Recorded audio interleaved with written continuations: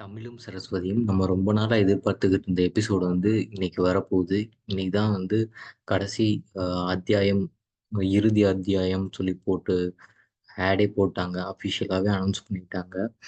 இந்த தமிழும் சரஸ்வதியும் பார்த்தீங்கன்னா ஸ்க்ரீன் பிளே வந்து பட்டை கிளப்பும் எப்பயுமே. இதில் வந்து நடுவில் வந்து கொஞ்சம் சொதப்பிட்டாங்க. அதுக்கு இந்த அர்ஜுனை வந்து ஒரு ஹீரோ மாதிரி காமிச்சிருப்பாங்க. அது மக்களுக்கு வந்து பிடிக்காம போயிடுச்சு. இன்னும் சொல்லப்போனால் அவர் நல்லா தான் நடிச்சிருப்பாரு.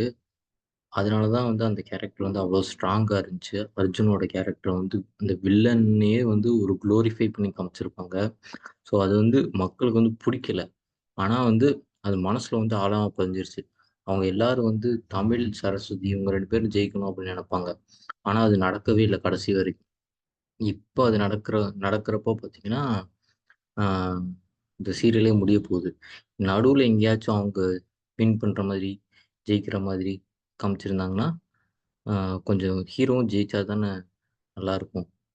வில்லனையே ஜெயிக்க விட்டு இந்த சீரியல சொதப்பிட்டாங்க. நல்லா தான் போயிட்டுருந்துச்சு.